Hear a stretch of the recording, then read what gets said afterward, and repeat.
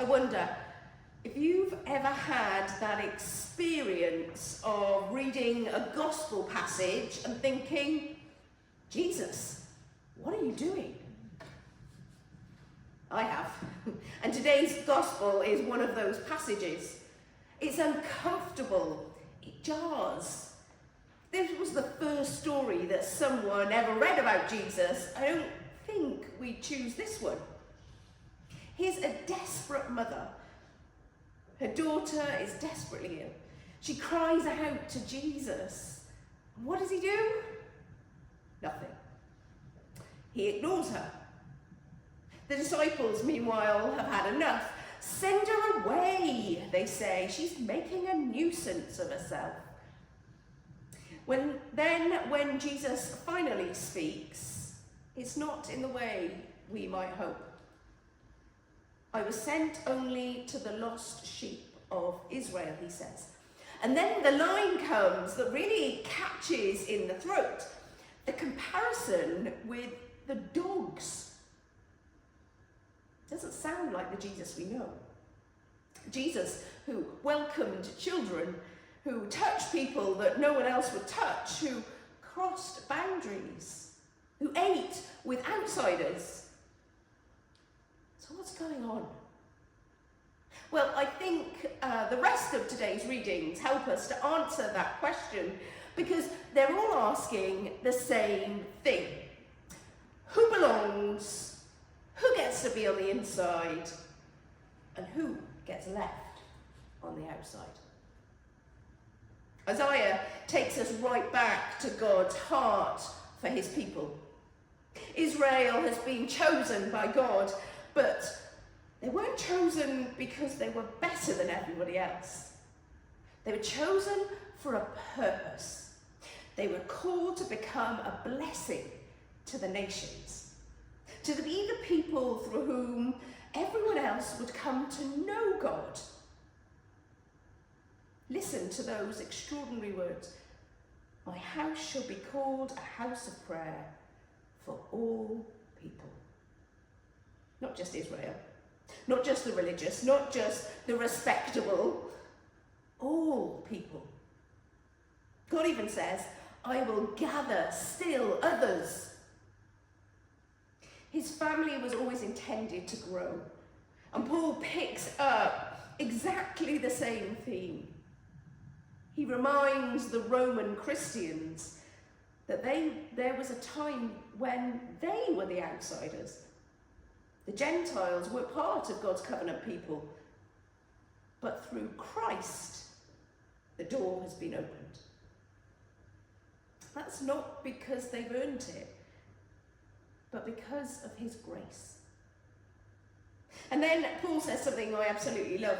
In the Message translation it reads, God's gifts and God's call are under full warranty. Never cancelled, never rescinded. What wonderful words. God doesn't simply replace one group with another. You didn't work, so I'm going to try you now. His promises remain. His mercy keeps reaching further. And then comes perhaps my favourite line. God makes sure that we all experience what it means to be outside, so that he can personally open the door and welcome us back in. Isn't that lovely? Because everyone knows what it's like to be on the outside. Maybe you've walked into a room where everyone else seems to know each other. Maybe you've started a new job, or started a new school, or walked into a church for the first time. Or perhaps you felt like an outsider for much longer than that. Because of your background, because of your mistakes, because of your family, because of your questions, or your doubts, or your health, or your past. Most of us, at some time or other, know that feeling. Which is why this encounter between Jesus and the Canaanite woman matters so much. She really is an outsider. Matthew makes sure that we know that she's a Canaanite. And that wasn't just a geographical label. First century listeners would have immediately thought, not one of us. Someone who doesn't belong. Someone who's outside of God's people. Yet she refuses to go away. She isn't aggressive. She doesn't shout people down. She just keeps simply standing there. Ignored, but still there. Turned away, but still there. Insulted, but still there. In many ways, she's living out Jesus' own teaching from the Sermon on the Mount. She refuses to answer hostility with hostility. But she doesn't surrender either. She quietly holds her ground.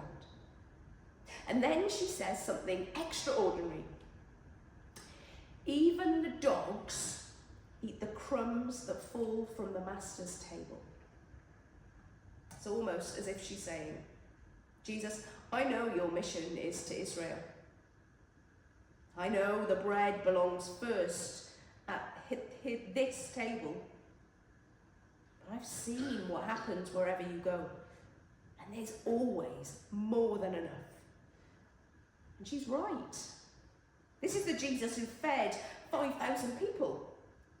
Bread isn't in short supply in Jesus' world. Grace isn't in short supply with Jesus. Mercy isn't rationed. There's always enough. Jesus hears her.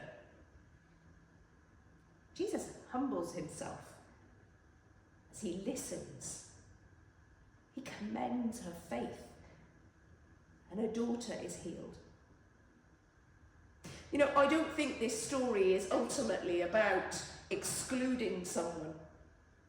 I think it's about revealing where God's story has always been heading, from Israel to the nations to everyone. A God whose love keeps breaking through the barriers that we, human beings, continue to build. The uncomfortable truth that every generation of God's people has had to ask itself the same question. Who we decided doesn't quite belong. Sometimes it's people who come and they don't know the liturgy. Sometimes it's those whose lives look messy. Sometimes it's people from a different culture or a generation or a different political opinion. Sometimes it's simply those who make us uncomfortable because they ask difficult questions. We rarely mean to build barriers, but they can grow quietly all the same. And today's gospel invites us to notice them before God gently dismantles them. Because we're still very good at deciding who belongs on the inside and who needs to be on the outside. It might not be Jews and Gentiles anymore, but we still create insiders and outsiders, church people and non-church people, people who know how things work and people who don't, people who look like us, vote like us, worship like us, live like us, and people who don't. Without even realising it, we can begin protecting the table instead of inviting people to it. But God's kingdom never worked like that. Isaiah said God's house is a house for all people. Paul says that every one of us has been welcomed by grace and mercy. And Jesus shows us when someone comes seeking God's grace, labels become far less important than faith. In a few moments, we'll come to this table with empty hands. won't come because we've got everything sorted or because we've earned a place. We'll come because Christ invites us. And if Christ made room for us, then our calling is to be a people who make room for others. Because at God's table, there's always enough bread. There's always enough grace. Thanks be to God. There's always room for one more.